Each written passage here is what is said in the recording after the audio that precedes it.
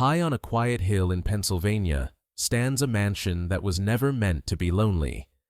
Built of limestone, wrapped in wide verandas, and overlooking a town that still carries its creator's name, it appears at first glance to be the ultimate reward of American success. This is the house of a man who conquered failure, mastered industry, and reshaped how an entire nation tasted sweetness.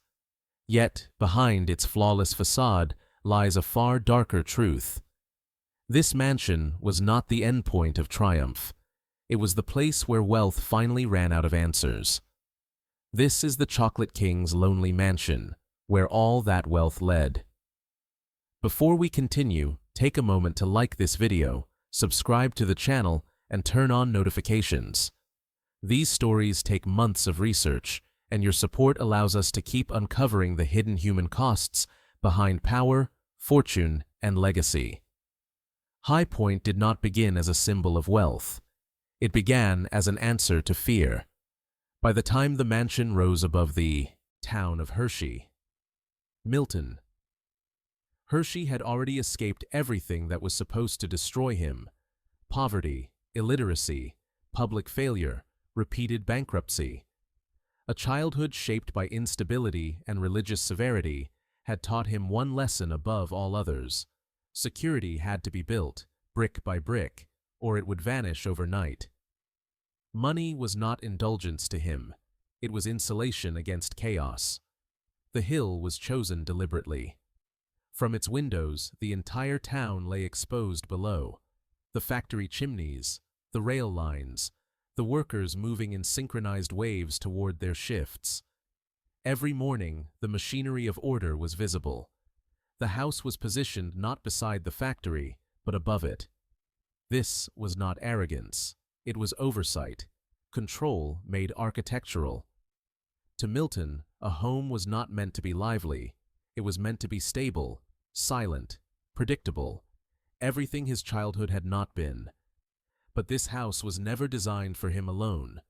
High Point was built for Catherine. When she entered his life, she did something no business success ever had.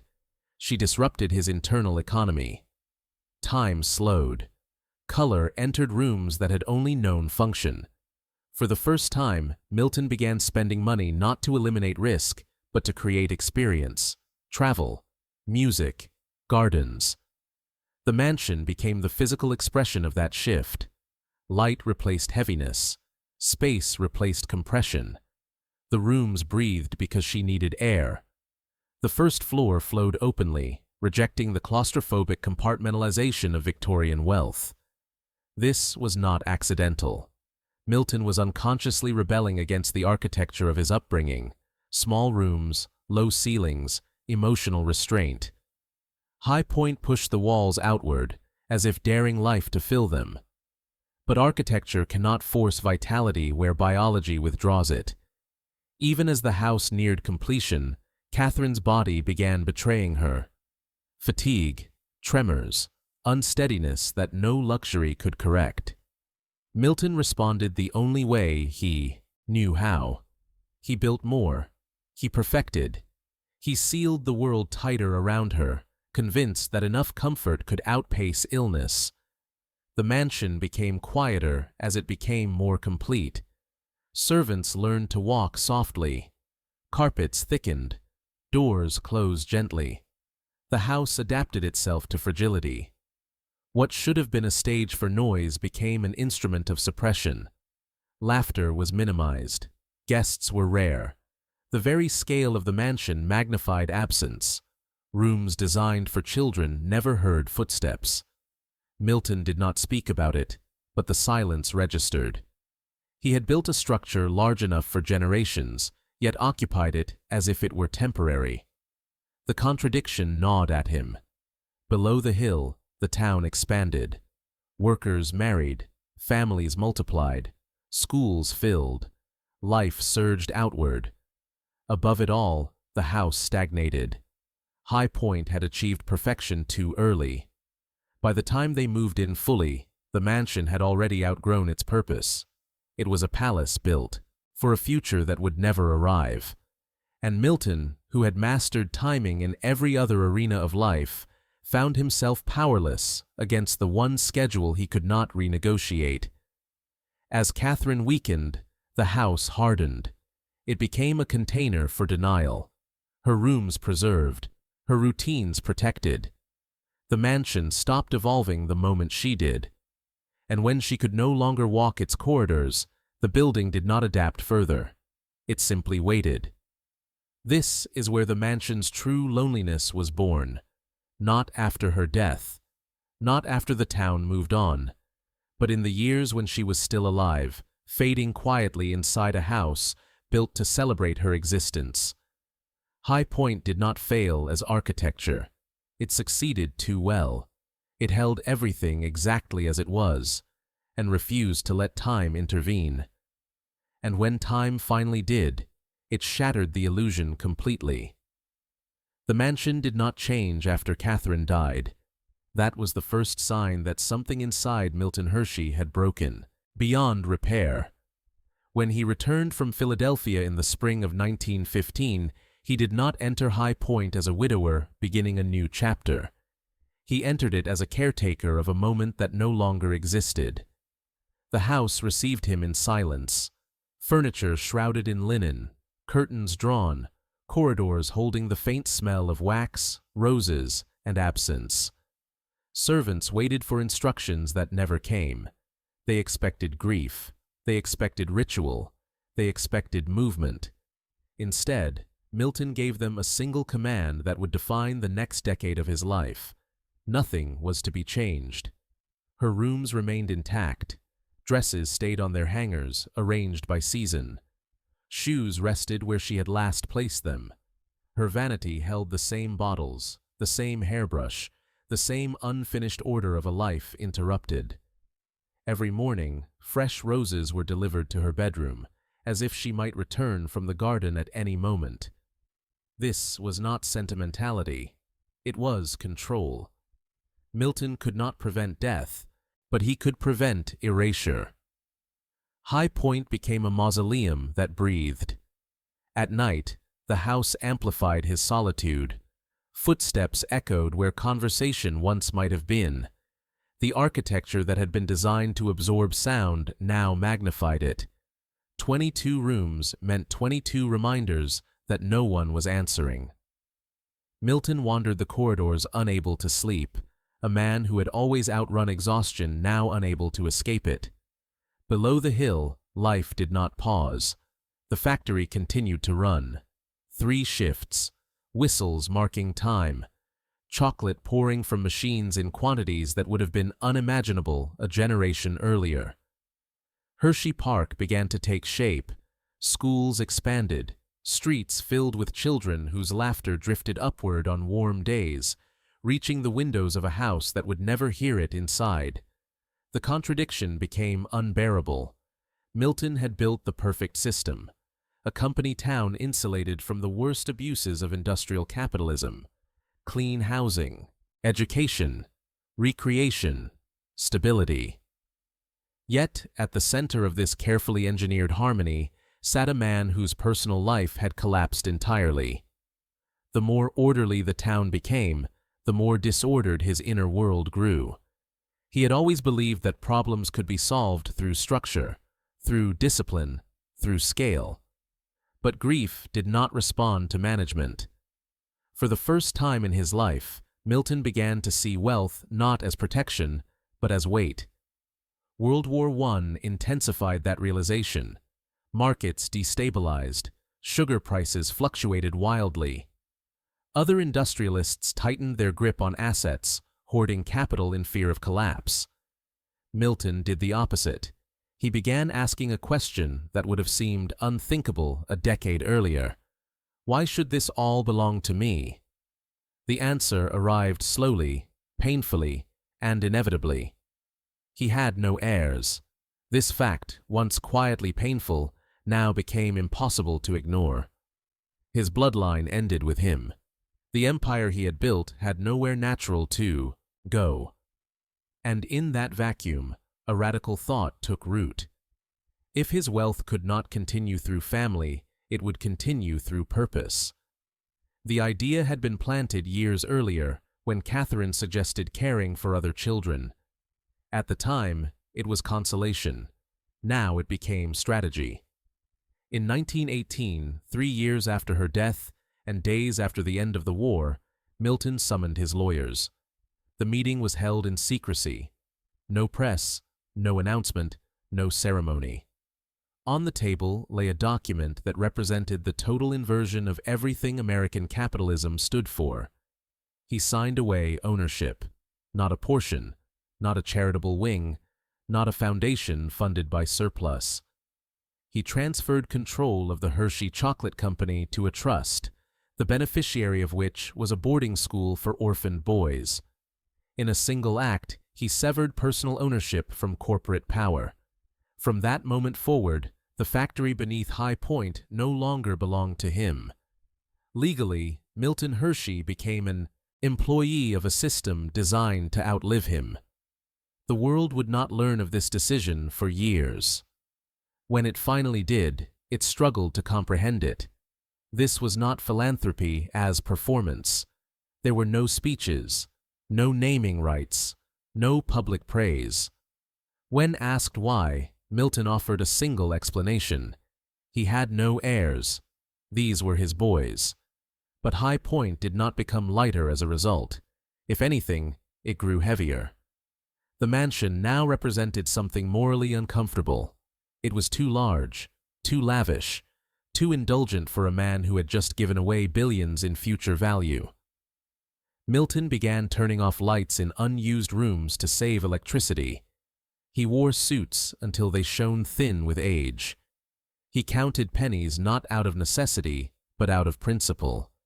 Every dollar spent on himself felt stolen from the children he now claimed as his responsibility. The house became a contradiction he could no longer justify. In the 1920s, he began leaving it more often. Trips to Cuba. New ventures, new construction projects. Anywhere but the hill. Anywhere but the rooms that echoed with memory. Each return tightened the walls further.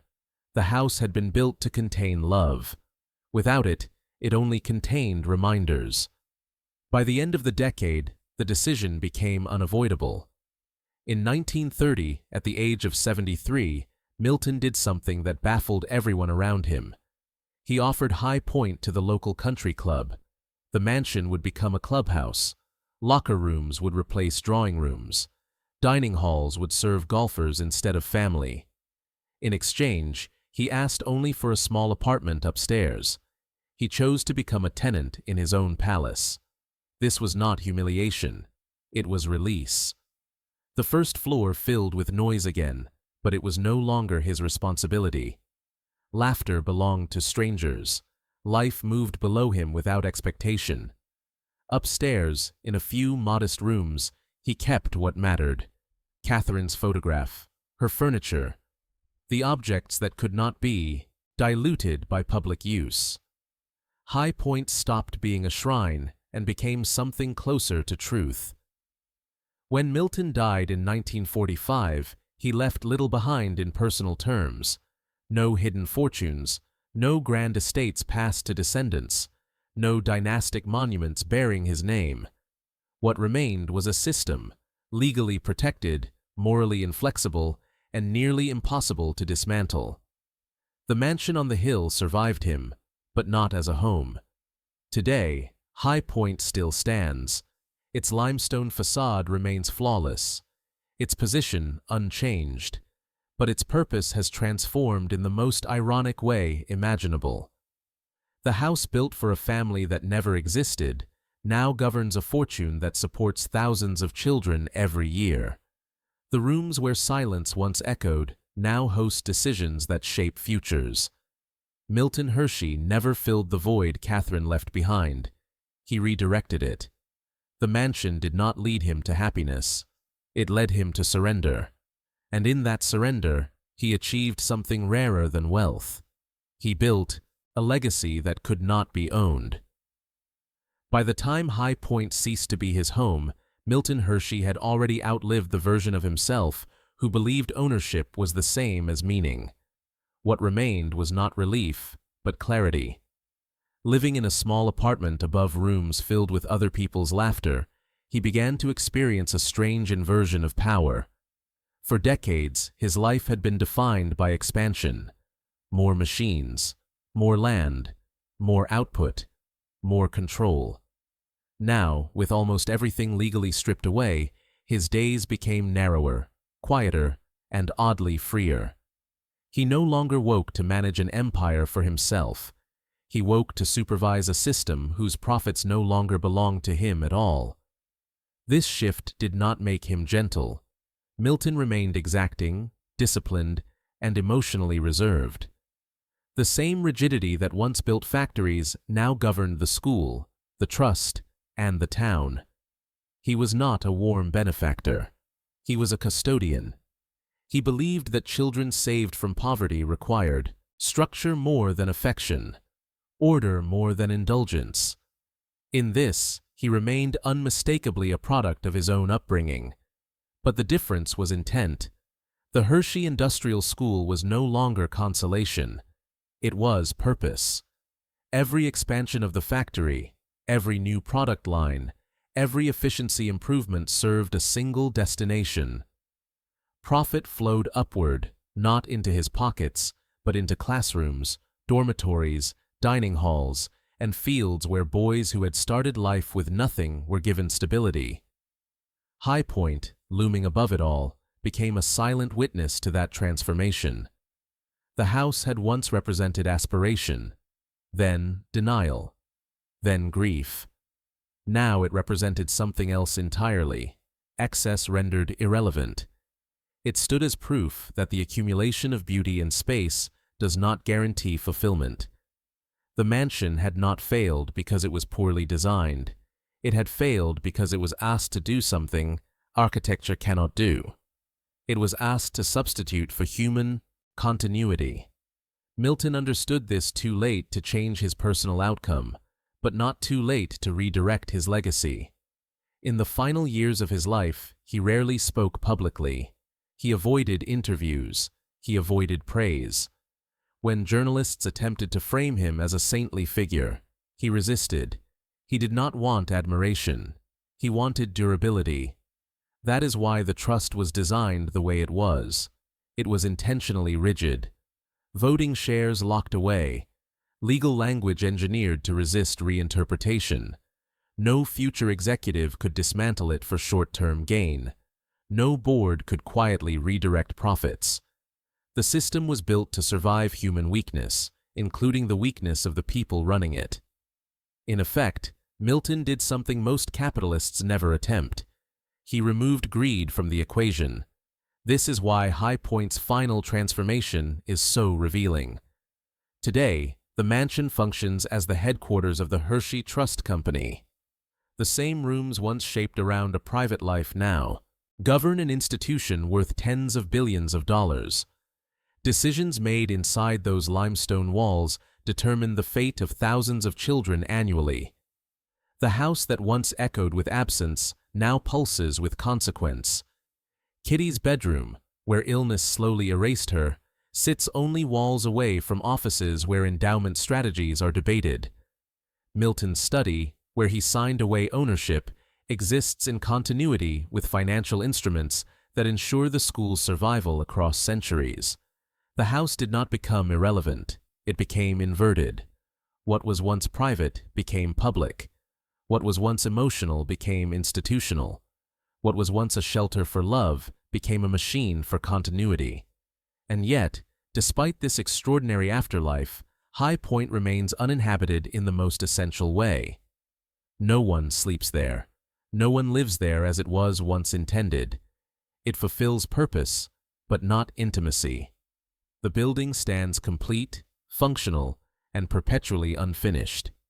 This is the final irony. Milton Hershey succeeded where most industrialists failed. His wealth did not dissipate. His company was not absorbed. His name did not become hollow branding detached from intent. The system he built remains intact precisely because he removed himself from its center. But the mansion tells the cost of that success. It tells us that even perfect systems cannot compensate for irreplaceable loss, that cities can flourish while individuals quietly collapse. That legacy may outlive love, but it cannot replace it. When visitors walk the grounds today, they often photograph the facade, the symmetry, the gardens, the view over the town. Few understand that this vantage point was never about pride. It was about watching, monitoring, holding chaos at bay. Milton Hershey spent his life climbing away from instability. High Point was the highest point of that climb. From there was nowhere left to go except inward. And inward is where he discovered the limit of wealth. The story of the Chocolate King's lonely mansion is not ultimately about chocolate or philanthropy or even architecture.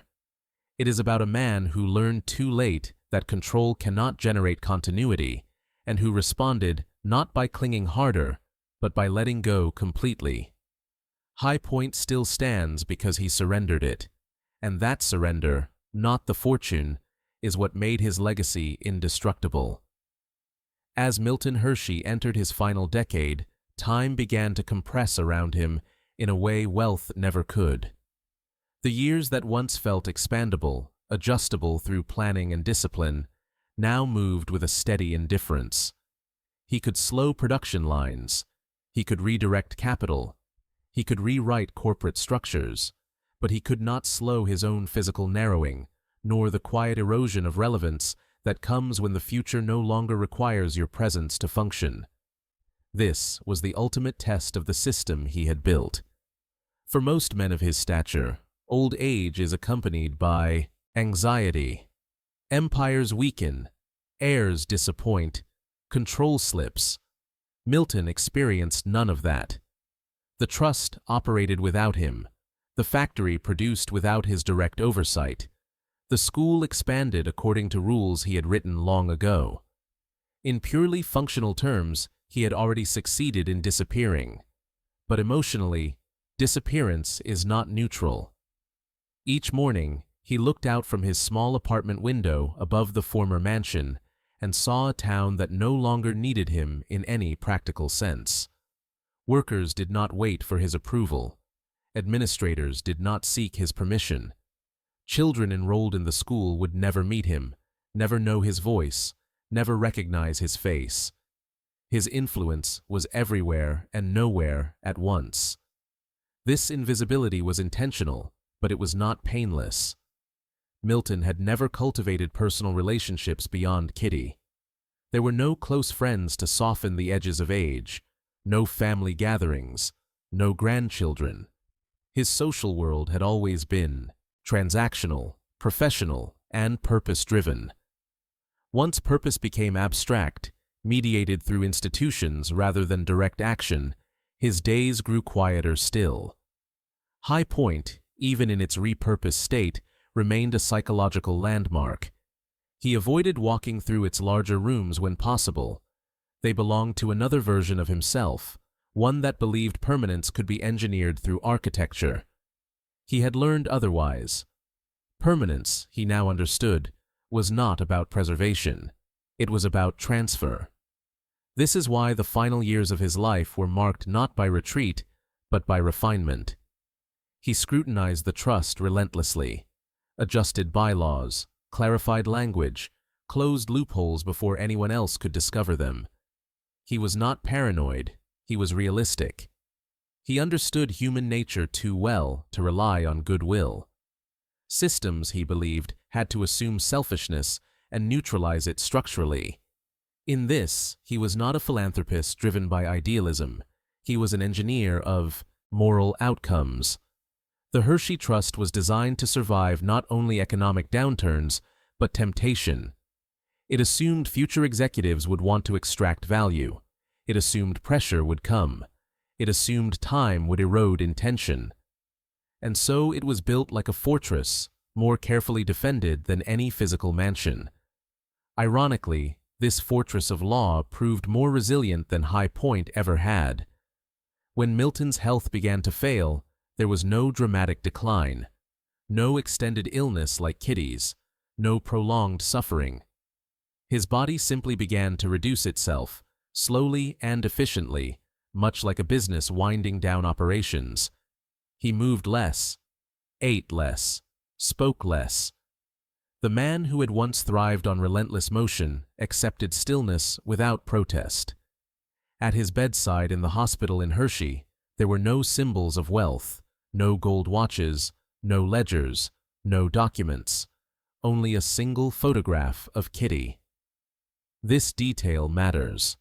After decades of systemic thinking, institutional control, and legal foresight, what remained at the end was not the trust, not the company, not the town, but the one relationship that had destabilized him enough to change his trajectory entirely.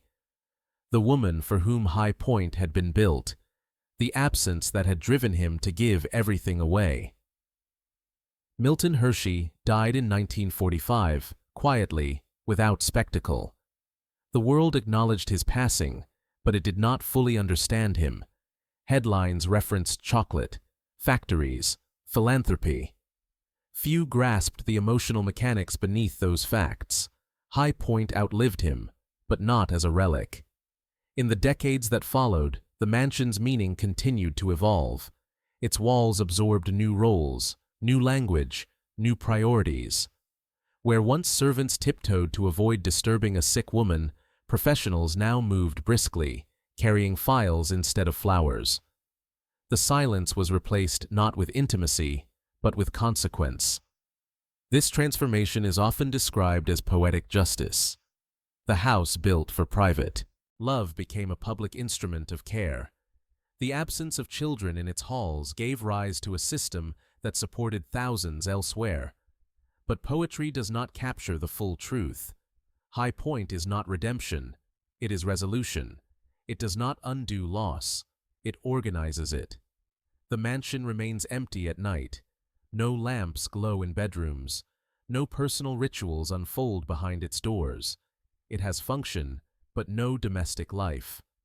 And that distinction matters, because it reminds us that even the most effective legacy does not replace what was lost. It only redirects what remains. This is where Milton Hershey's story diverges sharply from the mythology of American wealth. Most industrial legends end in decay. Fortunes dissipated through heirs, estates divided, companies absorbed, names diluted. Milton's did not. His system endures because it was designed around absence, not succession. He planned not for continuity through blood, but through obligation. That choice came at a cost. He lived his final years without the personal warmth his wealth could have purchased 1,000 times over. He could have surrounded himself with comfort, admiration, distraction. Instead, he chose austerity, restraint, and distance. Not because he believed suffering was virtuous, but because indulgence felt dishonest once the original purpose was gone. High Point, in this sense, was never abandoned. It was outgrown. Today, visitors often struggle to reconcile the mansion's elegance with its emotional barrenness. It looks complete, maintained, perfectly proportioned, and yet it resists intimacy. This is not accidental. It reflects the life that shaped it, a life built on discipline, disrupted by love, and resolved through renunciation. When people unwrap a Hershey chocolate bar today, they rarely think of High Point. They think of taste, nostalgia, convenience, branding. But each bar carries forward a system designed to convert consumption into care, profit into protection, excess into opportunity. This conversion is Milton Hershey's true architectural achievement, not limestone walls, not open floor plans, not gardens or verandas, but a structure where greed cannot dominate. The lonely mansion on the hill is the visible scar of that process. It marks the point where wealth reached its emotional limit and was forced to transform into something else. In the end, High Point answers the question posed by its own existence. Where did all that wealth lead? It led away from ownership, away from spectacle, away from personal indulgence. It led toward responsibility. And responsibility, unlike money, does not promise happiness. It promises continuity. Milton Hershey accepted that trade. That acceptance is why his legacy still breathes, even in a house that no longer lives. As the decades passed after Milton Hershey's death, High Point remained standing in a peculiar state of suspension, neither abandoned nor alive in the way houses are meant to be. It was maintained, meticulously, repaired when needed, staffed when necessary, yet it never returned to being a home. This distinction is essential, because High Point's final role was not accidental. It became a physical metaphor for the unresolved tension at the heart of Hershey's life, the conflict between accumulation and release. In American culture, mansions are usually endpoints. They represent arrival, the proof that the struggle is over. For Milton Hershey, High Point was not an endpoint at all. It was a midpoint that forced a reckoning. Everything that followed, the trust, the school, the surrender of ownership, radiated outward from that hill.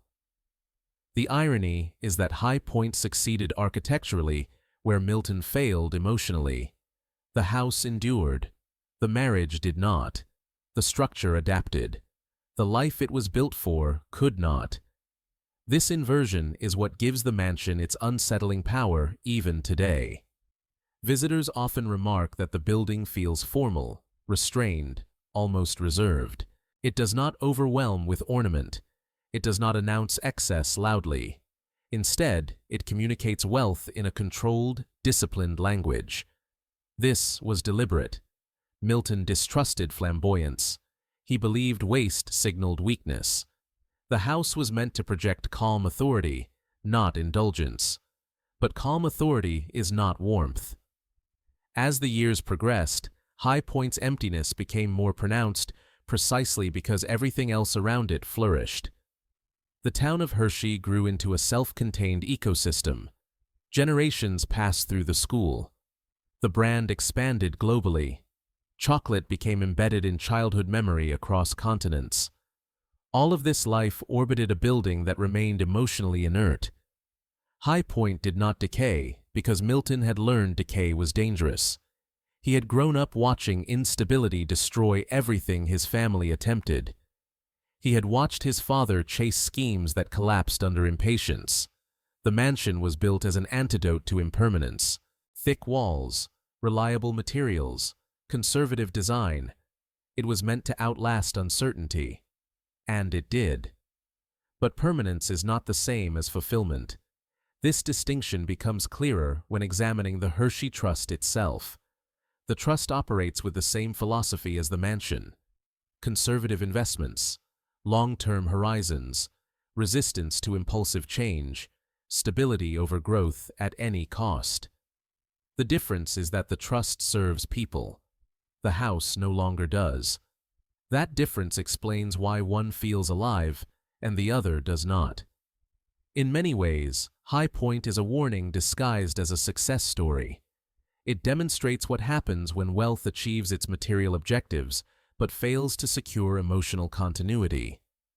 The house did everything it was supposed to do structurally. It protected, it elevated, it controlled. What it could not do was generate life. Milton Hershey eventually recognized this, but recognition did not bring reversal. It brought redirection. Rather than demolish High Point or abandon it entirely, he repurposed it. This decision reveals something crucial about his psychology. He did not believe in erasure. He believed in transformation. The same impulse that led him to convert profits into education led him to convert a private home into a public instrument. He did not destroy the mansion because destruction would have acknowledged failure. Instead, he neutralized it. By handing it over to institutional use, he stripped it of its emotional authority. The house could no longer dominate his inner life if it no longer belonged to it. This was an act of self-preservation, not generosity. Even so, the house retained its symbolic gravity. After his death, debates occasionally surfaced about whether High Point should be opened more fully to the public, turned into a museum, or repurposed yet again.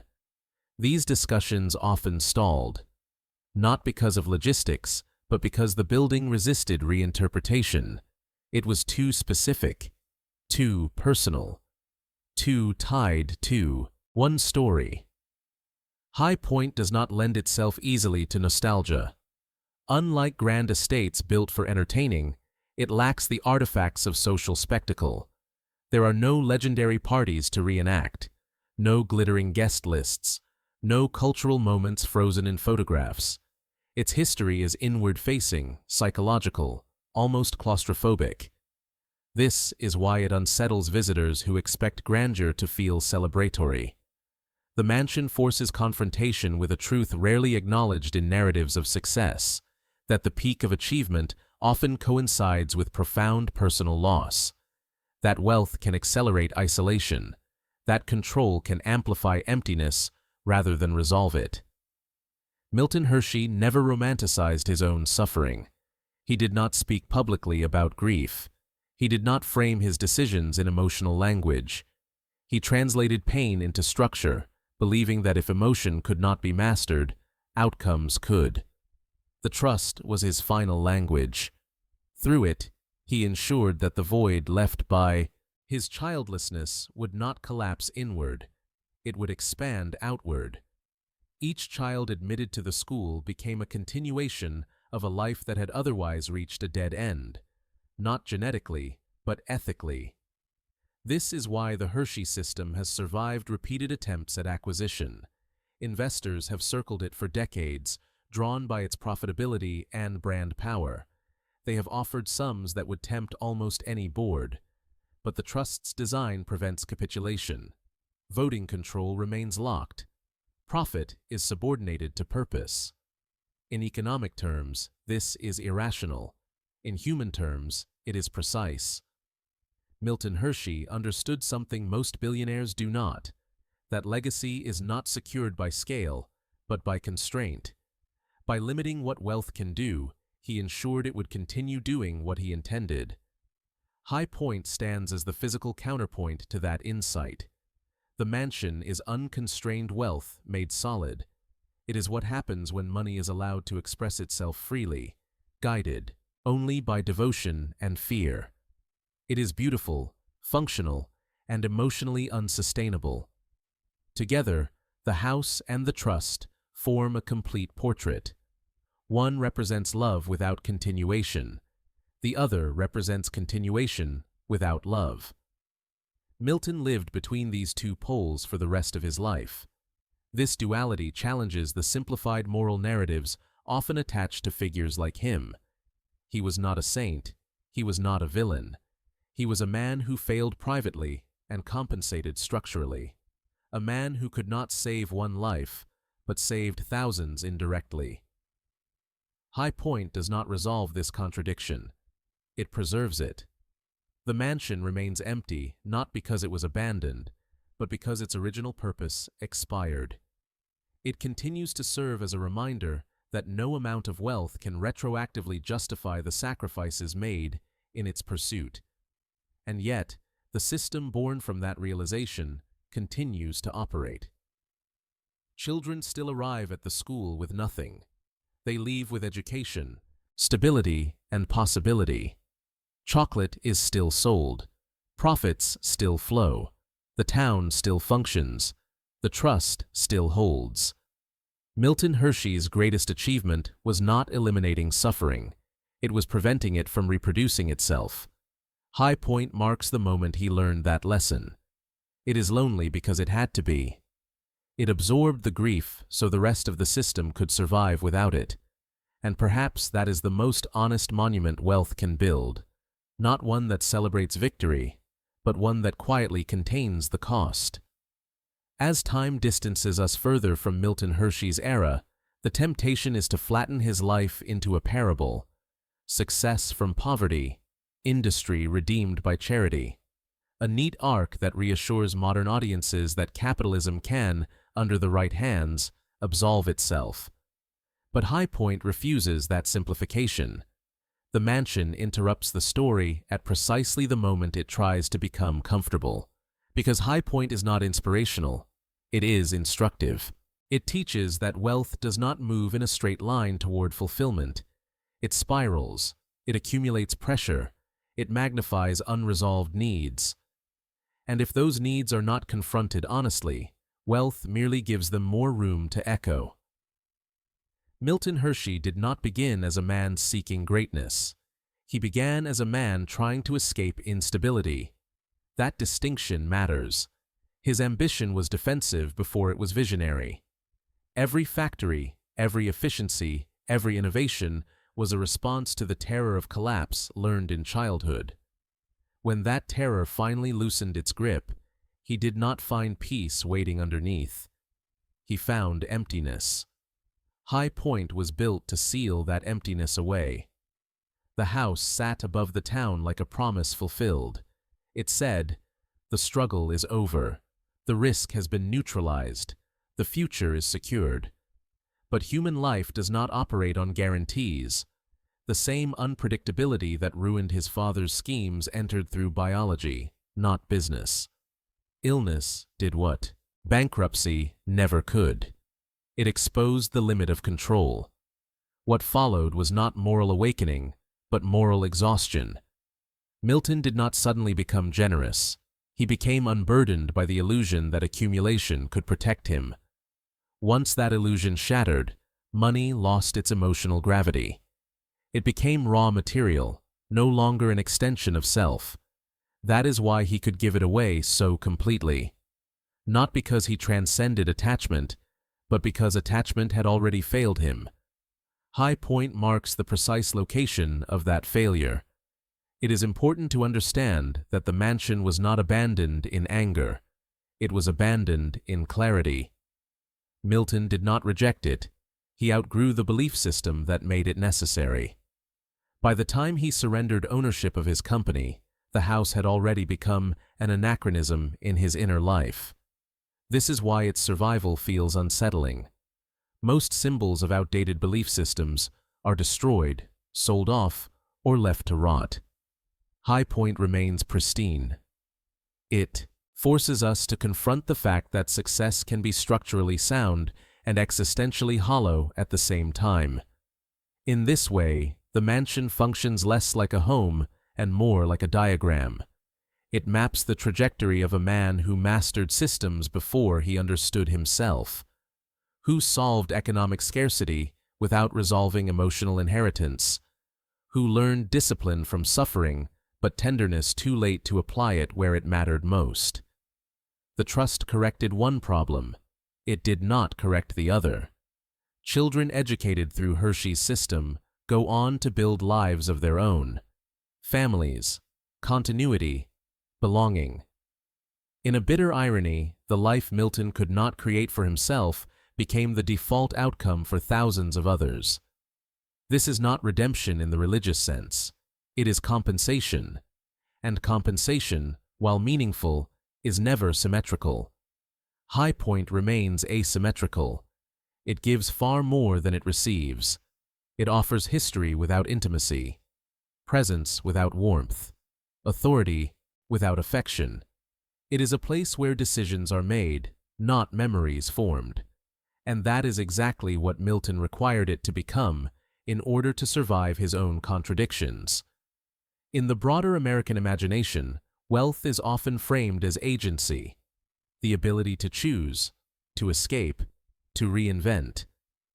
Milton Hershey's life complicates that narrative. Wealth gave him options, but it did not free him from the consequences of his emotional formation. It amplified them. High Point is the amplification made visible. The mansion's isolation on the hill mirrors the isolation that accompanied his rise. The higher he climbed, the fewer people remained alongside him. By the time he reached the summit, there was no one left to share the view. The house does not hide this truth. It enshrines it. And yet, there is restraint even here. High Point does not accuse. It does not dramatize. It simply stands. Like Milton himself, it refuses excess emotion. It communicates through presence alone. If you listen closely, the message is not tragic, it is sober. It says, this is where wealth stops being useful. Everything beyond this point requires a different currency. Milton Hershey eventually found that currency, but it came from loss, not abundance. From absence, not accumulation. From the realization that meaning does not scale the way factories do, that control does not compound, that love cannot be engineered after the fact. This realization shaped the final architecture of his legacy. The trust does not bear his emotional imprint, it bears his discipline, his suspicion of waste, his intolerance for instability, his refusal to allow sentiment to override structure. It is a system built by a man who learned, painfully, that feelings cannot be trusted to persist. High point is what happens when feelings are trusted too much. Together, they form a complete psychological record. The house shows us who Milton was when he believed love could be preserved through environment. The trust shows us who he became when he learned it could not. Neither is sufficient alone. This is why the story endures. Not because it is uplifting, but because it is unresolved in a way that feels honest. Milton Hershey did not conquer his loneliness. He redirected its energy. He did not heal the wound. He prevented it from infecting the future. High Point absorbed the remainder. It stands as a container for everything that could not be transformed into policy or purpose. The grief, the silence, the rooms that were never filled, the life that did not continue. And that containment allowed everything else to move forward. In a culture obsessed with optimization, High Point offers a rare lesson. Not all inefficiency should be eliminated. Some spaces must remain unused. Some losses must not be monetized. Some buildings must exist solely to remind us where ambition reaches its limit. The Chocolate King's lonely mansion is not a failure of wealth. It is wealth revealing its boundary. And in recognizing that boundary, Milton Hershey did something extraordinary. He stopped asking money to solve a problem it was never meant to address, and instead asked it to prevent new ones from forming. That shift did not make him happy. It made his legacy durable. High Point remains, quiet and watchful, overlooking a town that continues to thrive without it. Its purpose is complete, not because it is active, but because it no longer needs to be. The mansion has nothing left to prove, and neither does the man who built it. As the 21st century advances, High Point continues to stand in a strange relationship with time. It is not frozen, yet it does not evolve. It absorbs decades without expressing them. New generations pass beneath it, live entire lives in the town below, raise children, grow old, and disappear, while the mansion remains suspended in the same emotional register it occupied at the moment Milton Hershey withdrew from it. This is not neglect. It is intention carried. 1. Forward. High Point survives because it is useful, but it is not lived in because it has already completed its emotional task. In this way, it resembles a relic more than a residence, not because it belongs to the past, but because its meaning is finished. It no longer asks anything of the future. This distinction matters when we examine why the story continues to resonate.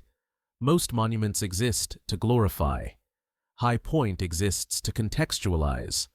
It does not celebrate wealth, it explains it. It does not promise fulfillment, it demonstrates its limits.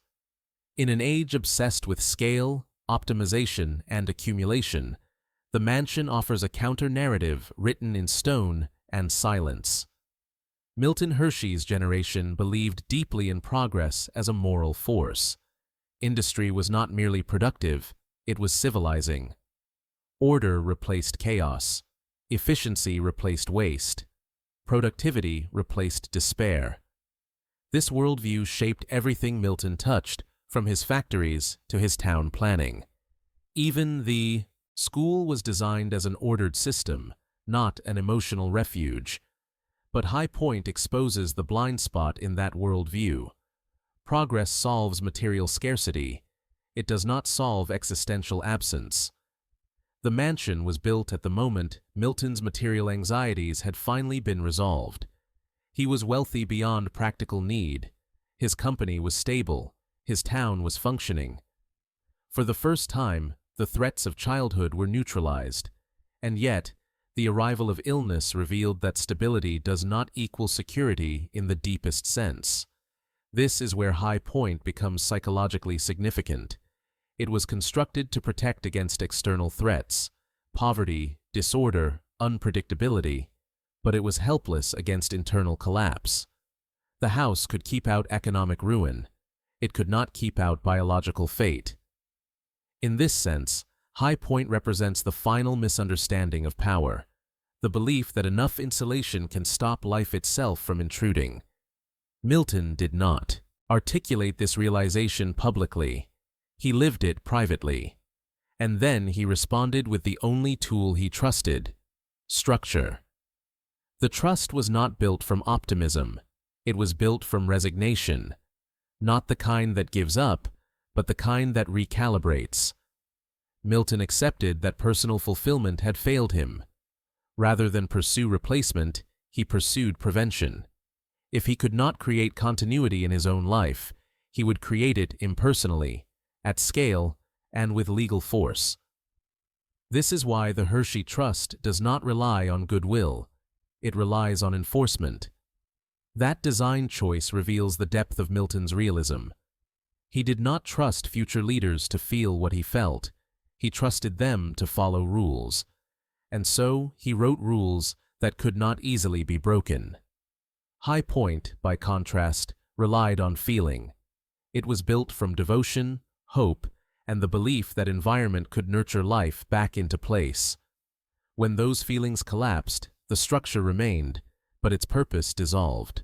Unlike the trust, it could not be reinforced retroactively. This contrast explains why one endures functionally, while the other endures symbolically. The mansion teaches us that emotional intent, no matter how sincere, is fragile without continuity.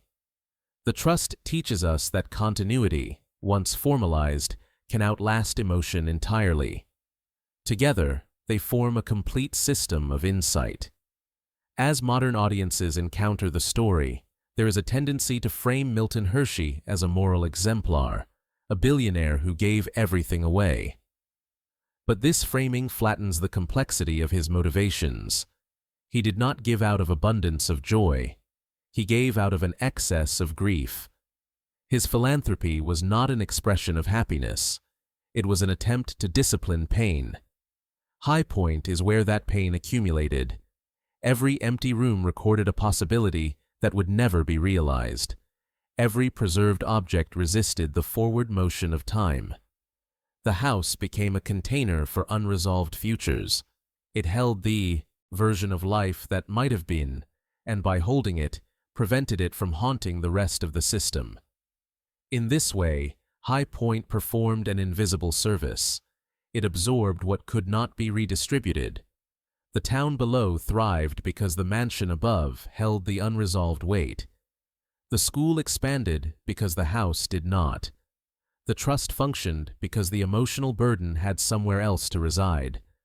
This is not poetic exaggeration. It is a structural truth. Systems require sinks for excess energy. In physics, pressure must be released somewhere, or it ruptures the whole. High Point was the pressure chamber that prevented rupture.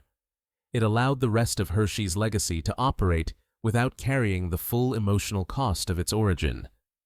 This is why the mansion still matters, not because it is beautiful, but because it is honest. It does not pretend that success heals all wounds. It does not suggest that generosity erases grief. It simply shows the sequence: ambition, achievement, loss, renunciation, continuity. No step is skipped, no contradiction resolved artificially. Milton Hershey's life does not offer a formula. It offers a warning and a possibility. The warning is that wealth pursued as insulation will eventually fail. It can delay insecurity, but it cannot eliminate vulnerability. The possibility is that wealth, once stripped of its protective illusion, can be repurposed into something that survives personal failure. High Point marks the moment of stripping. From that hill, Milton looked down on a town that functioned without him emotionally. That realization was devastating, but it was also clarifying. He no longer needed to be loved by his creation. He needed it to work. This is the difference between ego and legacy. Ego requires recognition. Legacy requires indifference. The trust was built to function even if no one remembered his name. High Point remains as the silent record of why that indifference was necessary. As years continue to pass, the mansion's meaning deepens rather than fades. In an era of digital wealth, abstract capital, and remote ownership, High Point feels almost archaic. A physical manifestation of value. A place where money once tried to become meaning. Its failure in that role makes it more relevant, not less. Because modern wealth struggles with the same illusion. That scale can substitute for significance. That expansion can replace intimacy. That systems can replace relationships. High Point shows us the outcome of that belief when it is pushed to its logical extreme. Milton Hershey did not escape that illusion. He confronted it. And then he acted accordingly. The Chocolate King's lonely mansion stands as the place where that confrontation became unavoidable. It is where wealth reached its psychological horizon and was forced to turn inward before moving outward in a different form. It is not a monument to success. It is a boundary marker. And boundaries, when acknowledged, are what allow systems and people to endure. High Point no longer asks to be admired. It asks to be understood. And in understanding it, we understand the true destination of all that wealth. Not happiness, not power, not permanence, but responsibility carried beyond the self. That is where it led. And that is why the mansion remains, quiet, intact, and finished.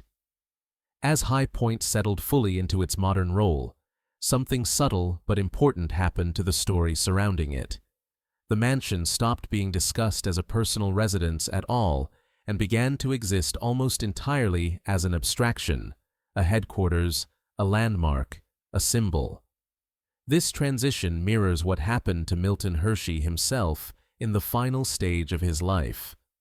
The man gradually dissolved into the system he created, leaving behind structure where personality once stood. And that is perhaps the most unsettling aspect of the mansion's legacy. High Point does not preserve Milton Hershey as a man. It preserves him as a function. Walk its halls today and you will not find intimacy. You will not find warmth. You will not find the texture of daily life. What you encounter instead is discipline made spatial, decisions embedded in walls, restraint frozen into proportion. The building communicates values, not emotions. It is not trying to be remembered. It is trying to remain correct. This reflects the final evolution of Milton's mindset. Early in life, correctness meant survival. Do the right thing, save the money, avoid risk, stay disciplined, and disaster can be postponed. In midlife, correctness meant mastery. Build the factory properly, control the supply chain, engineer efficiency, and markets will bend. After Catherine's illness, correctness meant containment. Reduce stimulation, soften sound, limit disturbance, preserve stability at all costs. But after her death, correctness meant something entirely different. It meant stepping aside. This is the hardest transition for any empire builder. Most cling to relevance. Most fight irrelevance with louder gestures, larger monuments, or tighter control. Milton did none of that. He allowed himself to become secondary to the structure. He did not insist on being central to the story. He removed his name from ownership while allowing it to remain attached to responsibility. High Point documents the moment when this psychological shift became irreversible. The mansion was the last place where Milton attempted to solve a personal problem with material means. When that failed, he never tried again. Everything afterward was systemic, impersonal, and future-facing. He did not attempt another home. He did not seek replacement intimacy. He did not build a second monument. The mansion was the end of that experiment.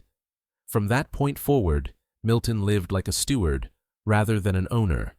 His personal needs shrank. His ambitions narrowed. His emotional investments became abstract. This is not asceticism in the religious sense. It is resignation transformed into order. High Point, still standing, records that resignation. The mansion's endurance can mislead observers into thinking Milton achieved peace. He did not. What he achieved was equilibrium, a balance between loss and function, between grief and utility, between meaning and limitation. This distinction is critical.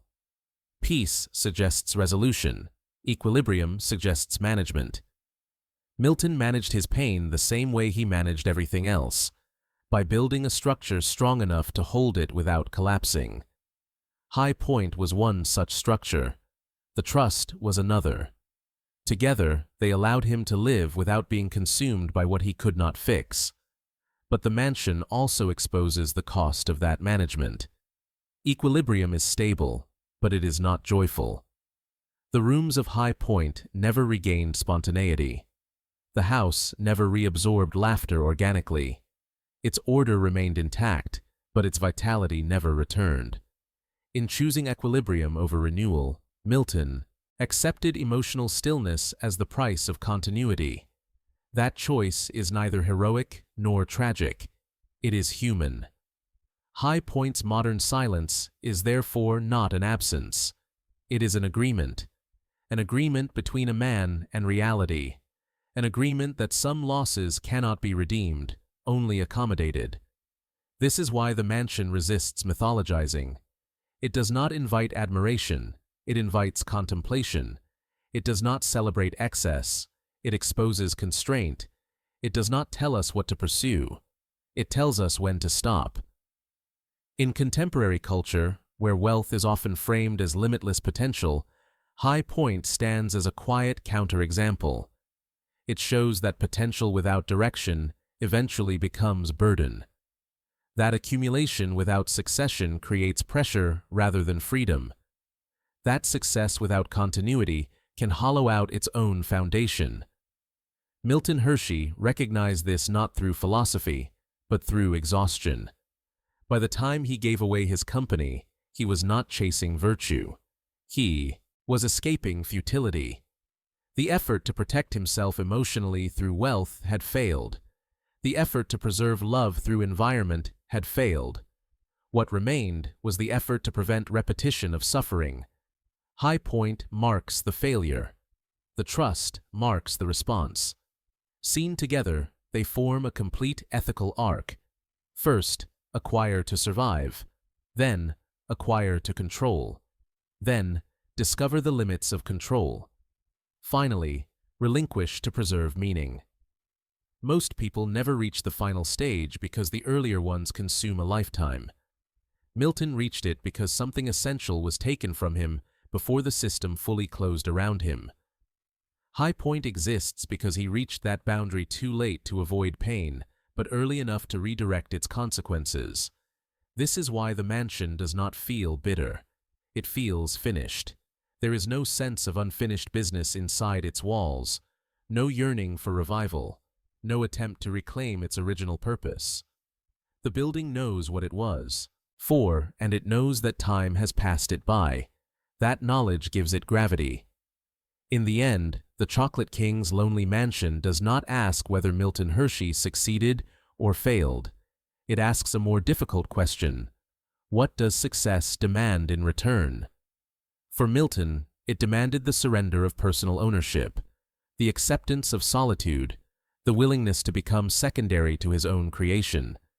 the humility to recognize that legacy is not about presence, but about persistence without you. High Point is where that recognition became unavoidable. The mansion remains because it no longer competes with the future. It no longer tries to justify itself. It simply holds the past steady so the rest of the system can move forward unencumbered. That is its final function. And perhaps that is the most unsettling lesson it offers, that sometimes the most responsible thing wealth can do is stop trying to make its owner whole, and instead make the world slightly less broken. High Point did not heal Milton Hershey. It allowed him to let go. And in letting go, he ensured that what followed would not depend on him ever again.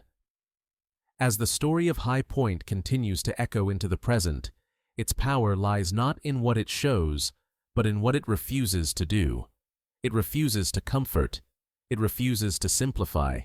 It refuses to transform loss into triumph. Instead, it stands as a disciplined refusal to lie about what wealth can and cannot repair. This refusal is what separates Milton Hershey from many of his contemporaries. Industrial America was filled with men who tried to overwrite fragility with grandeur. Mansions multiplied along coasts and avenues, each larger than the last, each louder in its insistence that success had conquered vulnerability. When their private lives fractured, they built higher walls, hosted bigger gatherings, married again, produced heirs, and buried discomfort under spectacle. Their houses were distractions. High Point was never a distraction. It was an admission. Milton Hershey did not build again after it. He did not try to outdo it. He did not attempt a second narrative of happiness. The mansion marks the final time he believed that material arrangement could substitute for emotional resolution. When that belief collapsed, he did not seek another illusion. He chose austerity, not poverty, but restraint. A life narrowed intentionally to avoid dishonesty. He reduced his footprint not because he had to, but because excess had lost its justification. In doing so, he inverted the traditional arc of wealth. Instead of expanding into comfort, he contracted into responsibility. High Point, left behind but maintained, recorded that contraction. The mansion became a constant reminder of what happens when ambition reaches beyond its jurisdiction. It was not resented, it was contextualized. Milton did not destroy it because destruction would have been another emotional reaction. He simply removed himself from it. That act matters. Walking away from power is easy when it fails. Walking away when it succeeds is rare. Milton walked away when his system was strong, profitable, admired, and growing. He did so not because he rejected success, but because success had become irrelevant to the problem he was now facing. That problem was meaning after loss. High Point had failed to generate meaning because meaning cannot be generated mechanically. It must be shared, inherited, or renewed. The mansion could do none of those things. It could preserve, but not propagate. This is why the trust was built the way it was. The trust propagates. It ensures continuity where the house could not. It channels wealth into lives that will extend beyond it. It converts static accumulation into dynamic impact. Where High Point held, the trust moves. Yet even this solution carries tension. The trust operates impersonally. Children benefit, but they do not know Milton Hershey as a father. They know him as a name attached to rules, as a standard, as an obligation. The warmth of personal inheritance is replaced by the reliability of institutional care. This trade-off is deliberate. Milton chose durability over intimacy. He accepted impersonality as the price of survival beyond himself. In doing so, he acknowledged something most people resist: that intimacy does not scale, but responsibility can. High Point stands as the memorial to intimacy. The trust stands as the engine of responsibility. Neither replaces the other. This is why the mansion still feels heavy. It carries the emotional residue that could not be scaled, formalized, or exported. It holds the grief that had no institutional outlet. It absorbs the silence so that the rest of the system does not have to. In this sense, High Point functions almost like a sacrificial space. It takes the weight so that everything else can remain operational. This interpretation changes how we understand its loneliness. The mansion is not lonely because it was forgotten. It is lonely because it was designated as the place where unresolved emotion could remain without contaminating the future. Milton Hershey did not believe in catharsis. He believed in containment. His entire life was structured around containing risk, waste, inefficiency, and instability. When confronted with loss that could not be eliminated, he applied the same principle. He contained it. High Point became the container. This containment allowed him to proceed without denial. He did not pretend Kitty could be replaced. He did not rewrite the story to make it easier to bear. He accepted the permanence of the void and adjusted everything else around it. This is not emotional health in the modern therapeutic sense.